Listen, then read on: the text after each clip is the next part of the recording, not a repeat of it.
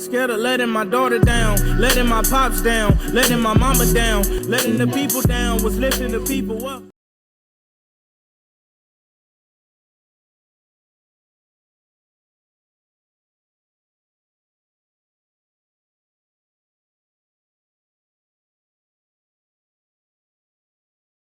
Tyler Lopez, we run a very highly successful and super volume-oriented business, but it's all about creating this outstanding customer service that makes people come back to us and really respect who we are.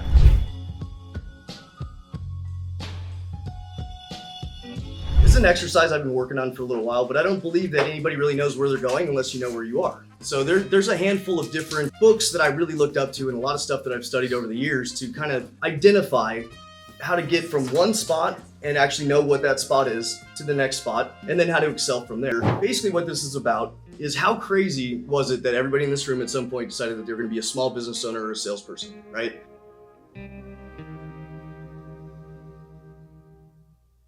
You guys remember the trepidation and like the scare and everything was just against you and for some reason you just decided that that was going to be a good idea. Now that's the whole foundation of it. I think that often people really forget what got them to that point and they get really comfortable and go, this is kind of hard. How do I keep going? So what did it take to get to that point? You know, and why did you get to that point and why was that important? I think it was because there was freedom and there was future and there was more to be had and there was some kind of future that you were looking up to.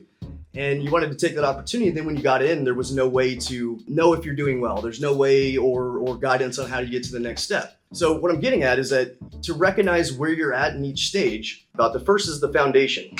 In order to break out of the foundation and really start to see some results, you got to notice that your C priorities take up all of your time. C priorities are absolute things that make you look busy, but they're not making you money. They're not doing much for you. They're just making you feel like you're being very productive. They spend a lot of time working in the business. I'm too busy to do anything other than go and chase little deals and make a little paycheck, and then I'm gonna have to do the same thing tomorrow. Mainly C players. C players, they always need some kind of validation. It's like, hey, good job. And if they don't get that, you're not going to start moving forward. Much like a cooler, which in basketball terms, a cooler would be somebody who is, they might go in for 2 or 3 minutes while somebody gets a break. They still make NBA money. They're still super important. So I'm not trying to discount any of that, but they get stuck there, you know, and until somebody notices them, it's really hard to get out of that funk. Most of the time that I've found, any salesperson that starts in this first bracket, they're working out of obligation. You have to go to work. This is just what I do. I don't have anything else going on. And you kind of get stuck in this pit and you're not really sure how to break out of it. This goes all the way down to being a minder. It has all the plans, you got the idea, you probably know how to do it. But unless somebody's holding you accountable and is really pushing you to go to that next level, all you can do is just talk about it. And so much of what we do in our business and in our real estate is really, you got to be about it. There are certain steps and there are certain things to take that we're going to talk about through the entirety of this entire thing is going to not only let you recognize that, but how to get to that next step. So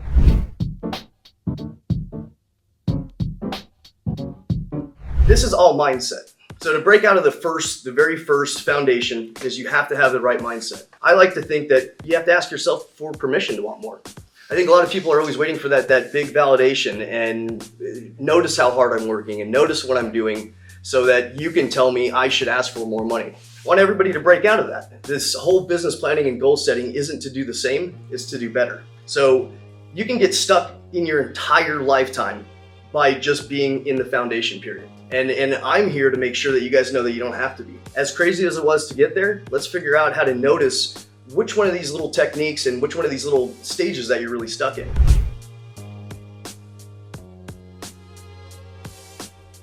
Once you can get the right mindset, then we go into the growth phase. What happens in the growth phase? You start to see a lot of traction. You get really good at what you do. You're very vocal about what you do, and you're really excited to tell people about it, but there's still something missing. And I think a lot of people get really overwhelmed in their life and don't know that there's anything past that because nobody's told them. You've done all this discovery work, but nobody's actually physically telling you, hey, have you considered or have you looked into? That's where the people with the right mindset, that's where all that flourishes. That's when people notice you and they want to have conversations with you and they notice how interested they are in you. When you're in this growth phase, you get really stuck in B priorities. B priorities are the things that are busy and do make you money and you're very good at them, but it takes all day. You find very, very little time to work on your business, which is very, very important. And you spend the majority of your time hoping that, you get lucky. I think that's the biggest part about the growth phase. It's very important at this time to work on your business. There are certain things that you have to take and set aside time to make very, very important to get onto the next stage. If you notice yourself being a B player in this circumstance would be very essential, but replaceable. Everybody in the company knows you. Everybody is very aware. Everybody's proud of you, but you probably are trainable. There are people that are waiting to take your job because you've been an inspiration to them. And this is a good thing to notice because there is another step that I want everybody to really recognize. These are closers. These are people that get the job done. You can trust them. You can trust yourself. But the problem with being in this growth phase and in this certain B player area is that there's no ability to go further unless everybody notices. You think that maybe you can hire somebody, maybe you need to fire somebody, maybe you're missing somebody on your team, maybe there's something there, but nobody can do it better than you. Has everybody heard that? If you want to grow, it's like, man, I'm the best buying side agent God created.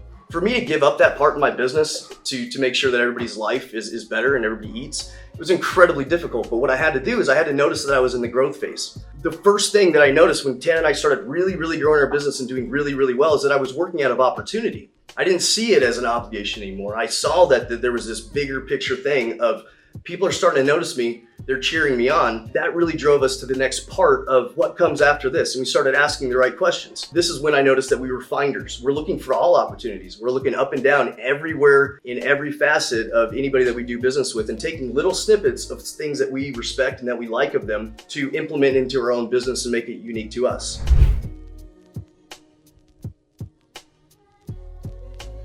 Everything in this growth phase is all about time management. You have to figure out what the priorities are. You have to figure out what's important. You have to figure out where you're going. And the reason why we're doing all this is because if you don't know where you're going, how could you ever start, right? Good thing and the bad thing. It's like a catch-22 in the second phase of life here, is because this can last an entire career that you get stuck in this spot of I'm making good money, I'm super busy. You kind of feel maxed out. And everybody that has an opportunity or is a salesperson or is a small business owner, the sky is the limit as long as you're open to recognizing where you are and wanting that next step. Here's the biggest part of this whole thing. Once you're in the mindset phase and you have to get past that, now you're working on all your time management. Once you get those two things figured out, we need to figure out how to build the legacy part. I want to figure out how people are going to remember you. Have you built a brand? Is there something about yourself that makes you specifically unique? How many things in your life have you done that you thought were impossible?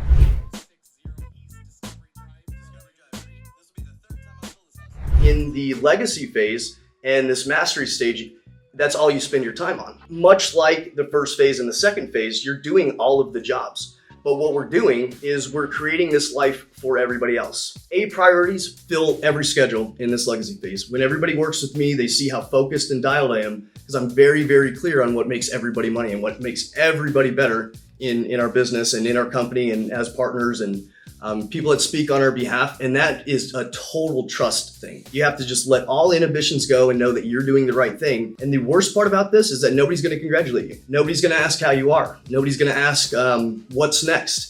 This is a complete and entire selfless part of your life that I know everybody's capable of. And I remember when I took that step and I was super excited about it, I never looked back. Because you see this little stretch of imagination that comes true and it's like, oh my God, how is this even happening? I work consistently with my business.